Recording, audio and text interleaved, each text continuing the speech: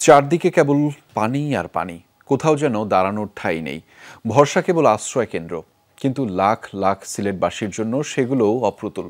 প্রবল বন্যা পরিস্থিতিতে তাই মানবেতর অবস্থা মানুষের। একটু থাকার জায়গা মিললেও নেই খাবার। বড়দের খাবার পাওয়া গেলেও শিশুদের নিয়ে বিপাকে পড়েছেন বড়রা। অনেকে নিরাপদ আশ্রয়ে যেতে পারছেন না নৌকার অভাবে। ত্রাণ প্রতিমন্ত্রী গিয়ে বললেন, পাশে আছে সরকার। শিয়া বাটার, অ্যালোভেরা ও ভিটামিন ই সমৃদ্ধ লিলি বিউটি সোপ। কোম্পানিগঞ্জের শিমুলতলা গুচ্ছগ্রাম, প্রতিটি ঘরেই কোথাও কোমর আবার কোথাও বুক সমান পানি। যাদের নৌকা আছে তারা 3 দিন আগেই ছেড়েছেন বাড়ি। ঘরের ভেতরে পানিতে টইটম্বুর, তাই চালার সাথে চৌকি বেঁধে ঝুঁকি নিয়ে দিন পার করছেন বানভাসী মানুষ। আবার কেউ খোলা আকাশের নিচে জমাকৃত বালুর ডিবিতে দিন পার করছেন। এই পর্যন্ত কোনো নৌকা দিয়েও আমরা কোনো লোক আসে না যে আমরা উদ্ধার করে নেওয়ার জন্য। আমরা এই পানির মধ্যেই বসবাস করতেছি। এনে কোনো মেম্বার চেয়ারম্যান কোনো নৌকা পাঠাইছে না যে মানুষটির লেউগা, তাহলে আমরা এনে কিভাবে যাবো? আর যাবো, গরু আছে, কেউ ছাগল আছে, এটা জায়গা দিব এনো নান্দা নাই, খাওয়া নাই, খুব কষ্টের মধ্যে তিরপাল থাকতাছি। এছাড়া তার সমস্যা নাই। এখন আর কি করবো? বাজারও যাওয়া যায় না, হাটাও যাওয়া যায় না। তো বিস্কুট মুস্কুট বাচ্চারা আইনা দিই, কি করুম? পানি লেগে তার কষ্ট করান দেয়। আশ্রয় কেন্দ্রগুলোতে রয়েছে খাবারের স্বল্পতা। শিশুদের নিয়ে বিপাকে দিন কাটছে পরিবারগুলোর। বড়দের শুকনো খাবারই খাওয়ানো হচ্ছে শিশুদের। কালকে দিছিল মুড়ি আর কতটা ফুলা, আর কিছু না। বাড়ি করে বাড়াই আছি, বুড়ি গেছে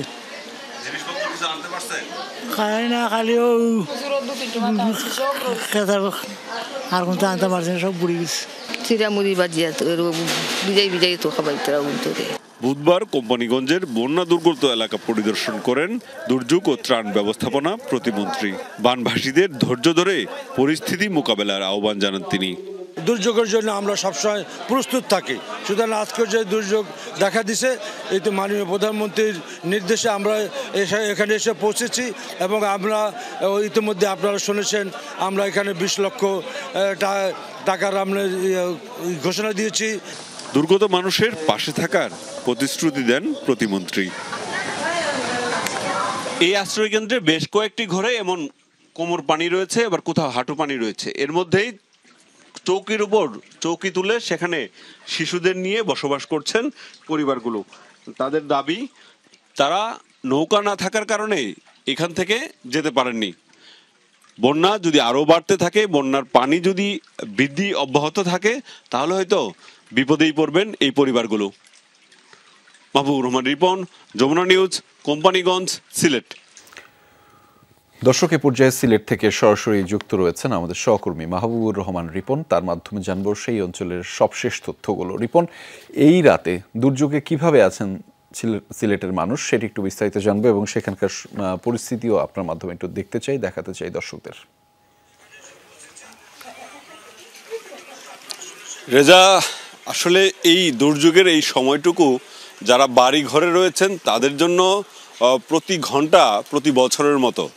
তারা যেটা বলতে চান যে রাতে যারা বাড়ি ঘরে রয়েছেন তারা একটি শঙ্কায় রয়েছেন যে আবার কখনো পানি বৃদ্ধি, যেভাবে পানি বৃদ্ধি হচ্ছে সেই বৃদ্ধি যদি অব্যাহত থাকে তাহলে তাদের আসলে বাঁচা মরা সমান হয়ে যাবে। কারণ হচ্ছে যে পরিমাণ পানি আমরা আজকে বাড়ি ঘরে দেখেছি, সেটা যদি আর 1 ফুট সমান বৃদ্ধি পায় তাহলে কিন্তু সেখান থেকে তাদেরকে উদ্ধার করা ছাড়া আর কোনো উপায় থাকবে না। কিন্তু উদ্ধারের ক্ষেত্রে কিন্তু আমরা দেখছিলাম যে লোকজন বলছে তারা নৌকা পাচ্ছে না, সে কারণে আশ্রয়কেন্দ্রে আসতে পারছে না। আবার কেউ বলছে আশ্রয়কেন্দ্রে জায়গা নেই, সেখানে গিয়ে কি করব, কোথায় থাকবে সেই চিন্তাও রয়েছে।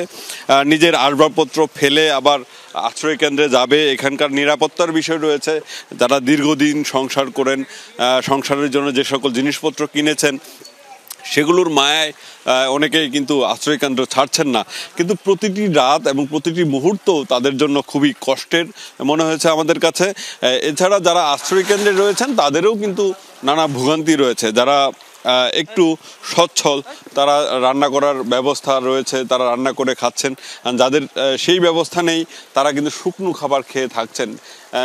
বিশেষ করে সারাদিন ধরে যে বিষয়টি আমি বলে আসছিলাম যে শিশুরা যারা রয়েছে সেই শিশুরা কিন্তু খুবই কষ্টে রয়েছে। প্রতিটি আশ্রয় কেন্দ্রে শতাধিক শিশু রয়েছে, তাদের খাবারের কোনো ব্যবস্থা কিন্তু আজকের বিকেল পর্যন্ত আমরা দেখতে পাইনি। যদিও দুর্যোগ ব্যবস্থাপনা প্রতিমন্ত্রী তিনি 10 লাখ টাকা বরাদ্দ করেছেন শুধুমাত্র শিশু খাবারের জন্য।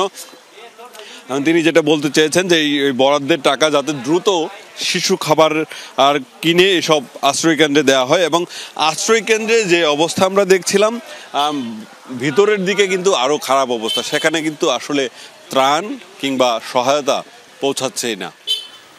ফলে আসলে সাধারণ মানুষ সেখানকার বিপদেই পড়েছেন, সেটি থেকে নিশ্চয়ই প্রশাসনিক যে তৎপরতা সেটি আরও বৃদ্ধি পাবে। ধন্যবাদ রিপন আমাদের সাথে যুক্ত হওয়ার জন্য।